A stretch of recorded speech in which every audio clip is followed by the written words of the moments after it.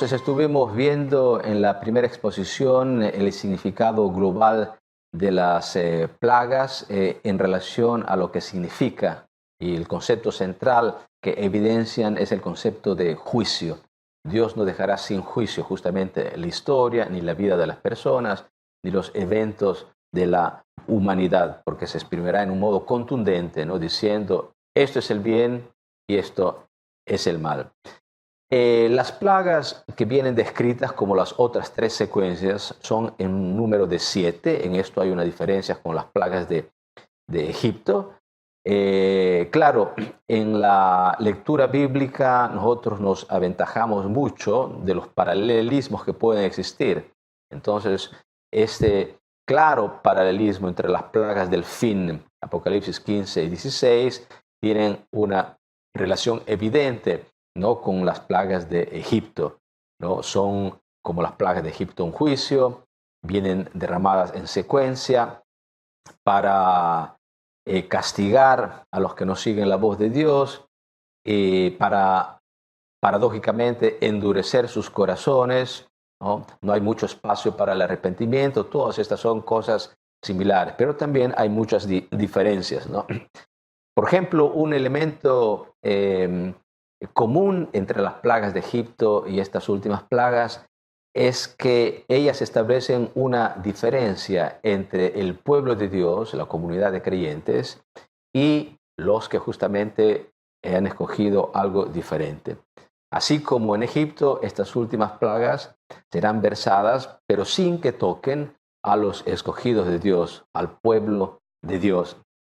Claro, este pueblo de Dios que no será tocado por las plagas no es identificable con una denominación, con una iglesia, sino hace referencia a los hijos de Dios que pueden estar disperdidos, ¿no?, en varias comunidades. Así que sería erróneo identificar esto con la iglesia adventista, la dominación adventista, porque justamente el pueblo de Dios es también descrito a veces con la iglesia parcialmente invisible que se encuentra en todas partes. De otro lado, el efecto que estas plagas tienen en los que se oponen a Dios no es un efecto como uno podría esperar. Los interventos que Dios tiene en la historia, de un modo o de otro, logran llamar, ¿no?, enfatizar, despertar en el corazón más pervertido alguna esperanza, algún escrúpulo, algún remordimiento que a partir de ello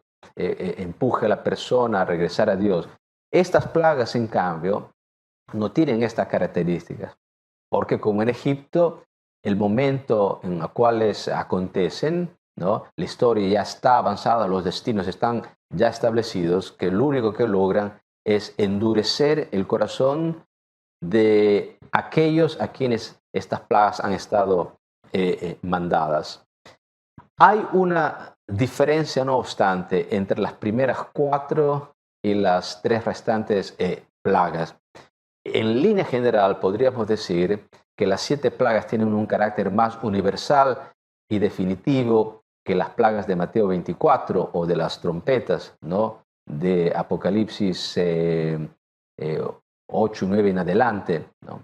Pero incluso entre estas 7 plagas hay 2 partes, las primeras 4 plagas, que tienen un carácter menos universal y podríamos decir también incluso más laico, en diferencia, en oposición a las 3 últimas plagas que tienen un carácter más universal, pero al mismo tiempo más religioso.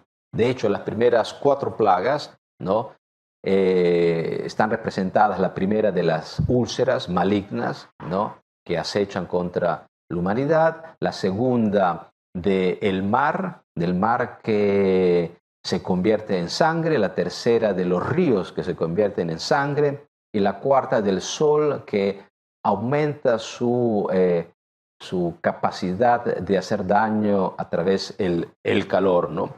Entonces, estas plagas, claro, indirectamente todas tienen un significado espiritual y tratan de describir fenómenos universales.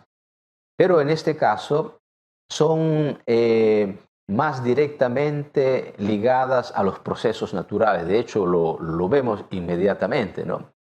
Y han sido interpretadas incluso también en nuestra tradición adventista como eventos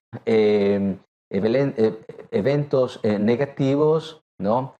Que evidencian lo que la realidad humana se vuelve cuando se separa de Dios. Es decir, uno encuentra una situación de muerte, de enfermedad, de sufrimiento, porque salvación, refugio, no paz y tranquilidad y salud se encuentra solo de la parte de Dios. Pero habría que especificar algo más, porque justamente la interpretación incluso adventista, ¿no? Que es una interpretación correcta de estas plagas, ¿no? Hecho en el pasado no podía prever fenómenos nuevos y actuales, ¿no? Es por eso que si nosotros, independiente de las plagas, vemos ahora con ojos puramente laicos qué cosa está sucediendo en el mundo, no podemos no darnos cuenta, sin incluso la profecía o la Biblia, sino simplemente como lectura humana, que hay algunos fenómenos completamente nuevos que nos obligan a ver una situación nueva en el mundo. Y esto es el problema ecológico, ¿no?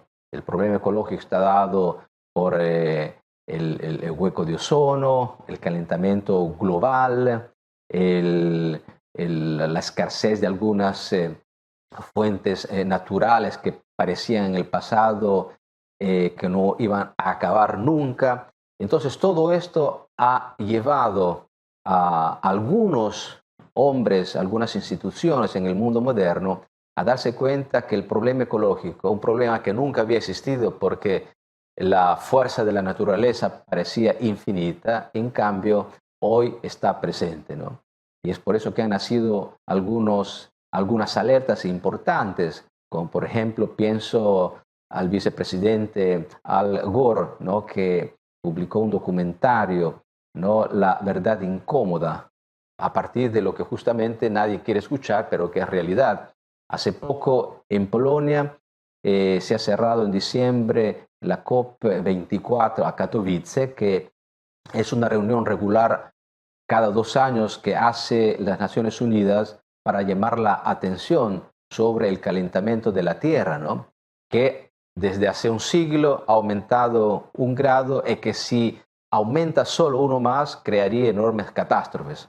Solo para citar algunas situaciones hoy innegables y que todas las sociedades y las culturas humanas tienen o al menos tratan ahora de tener en cuenta. Es interesante ver que estas primeras 4 plagas, ¿no? Que nosotros hemos interpretado en una clave así más espiritual e histórica, sorprendentemente tienen una gran afinidad con lo que justamente estamos viviendo, porque fundamentalmente todas las 4 son plagas ecológicas, ¿no? Que tocan el agua del mar, del río, el calentamiento de la tierra, e incluso la prima plaga, la de las úlceras malignas, ¿no? Puede hacer referencia a esta paradoja del hombre moderno, ¿no? Que pensaba de haber vencido para siempre algunas enfermedades y que habría aparecido un tiempo nuevo, ¿no? Porque justamente las clásicas enfermedades habían sido vencidas y se encuentra con nuevas enfermedades, las así llamadas enfermedades de civilización, las crónico-degenerativas, de las cuales la más emblemática tal vez es el cáncer. Así que cuando nosotros vemos con modos más actuales, ¿no? Estas plagas descritas, nos damos cuenta que verdaderamente corresponden a lo que estamos viviendo. El día de mañana añadiremos otro capítulo que tendrá que ver con lo que sucede en la 6ª plaga, sobre todo.